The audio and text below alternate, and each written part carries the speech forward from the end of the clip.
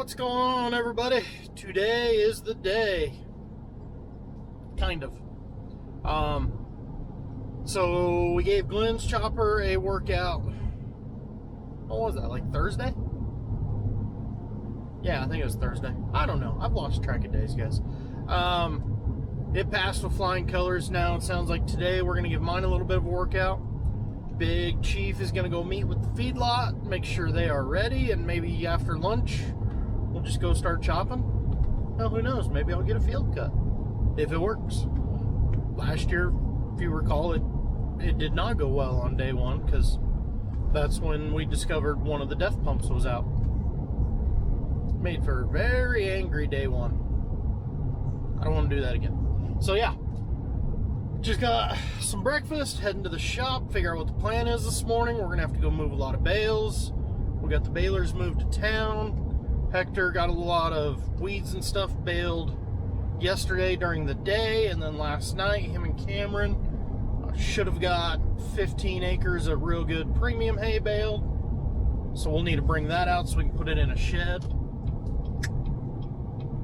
Yeah, that'll be fun with school in today. We got to go right around the school. Yeah, okay then. Just gets better and better as we go.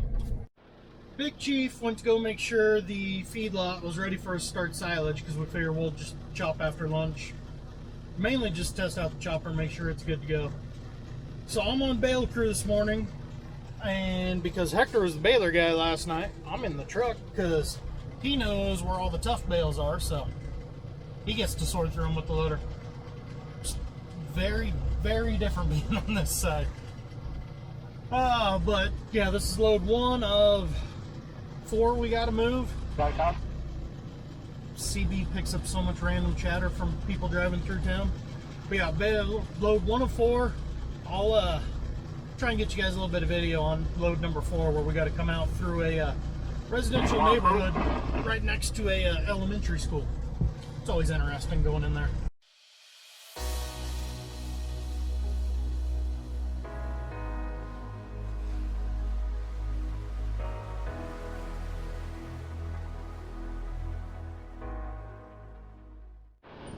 Here's field. Cameron and Hector baled last night. Hector's pushing a fallen tree out of the way. Here's all the dairy quality bales. Got them strapped down. That ain't going nowhere. Get these out to the hay shed, get them put away, grab some food, and go choppy choppy. Everyone's ready. So we're gonna start. Should be fun. We're really doing it, Harry. So we're headed to the first field. See if I can remember how to drive this friggin' rocket ship. I'm going through, recalibrating the computer, resetting fields, remembering all my buttons. Because one thing about corn, with a 30-foot wide head, taking 12 rows of corn, you can screw up a lot of stuff a whole lot faster than wheatledge. Wheatledge, you're barely moving. You can screw up, but it's not going to happen real fast. This, everything comes at you real fast. Let's go see how it goes, huh? And now we wait. And yeah, I know there's not 12 rows there. What is there? 1, 2, 3, 4, 5, 6, 7, 8, 9. Wow, there's actually 10. So Joey's getting the field started. You always got some weird edges and stuff you got to clean up. Only got 4 trucks right now on a 6-mile haul. So it's one of those, it is what it is. All we were mainly wanting to do is make sure everything worked on this okay. I got the 4 trucks loaded, changed some settings on the machine, reset my cutter bar because I didn't like the chop. We'll see how it goes. Corn's, it is what it is, you know. We planted short season corn like I've been saying because we were hoping to go to grain, but the agronomist says it's not worth taking the risk. Chop it now rather than risk it going down in a cold front middle of October, because that's kind of what happens around here. We'll go and it will start to dry out and then it won't finish because the plant starts stressing because we're dry, and it just kind of prolongs that drying process before it finally gets to black layer, which is when the plant is done, and then it'll prolong the dry down until you get down to 15% moisture, 16% depending on where you're going. And by then you've had multiple cold fronts come through. There's always a freak chance of a blizzard in October in Colorado.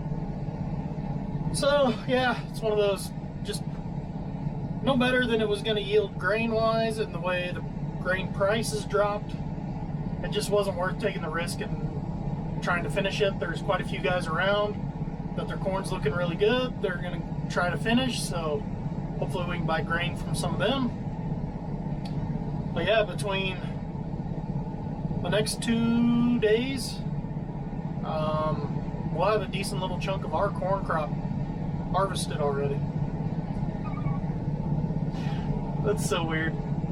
Well, yeah, that's just the sit and wait game. Eventually a truck will come back, pretty sure.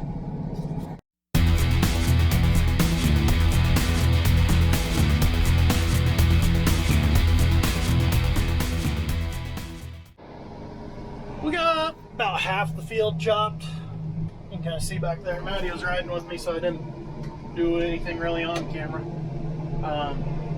Hey, Bart's on. Yeah, we told the feedlot we'd be done by 5 because that's when they normally quit, and they didn't know we were coming until the last minute, so we wanted to get out of their way. Chopper's working. Def is angry as always, but fortunately no solutions for that when it's 100+ degrees. You're just gonna have to let it rest every once in a while. It is what it is. Sucks. But take this home, blow out the radiator, filters, probably wash the radiator, see if that helps everything, and call it a night. Welcome back, guys. It's about 3 hours later. It's 8:30 at night. I had to take a break for 2 reasons. Well, actually 3 reasons. 1, the outside temperature was still over 100 degrees. It's not that fun to work on these when it's that hot. 2, the engine temperature was scalding hot. 3 hours later, there's still radiator hoses I can't touch because it's so hot. And reason number 3, the water heater at the house went out. So I was helping the wife sweep up our basement.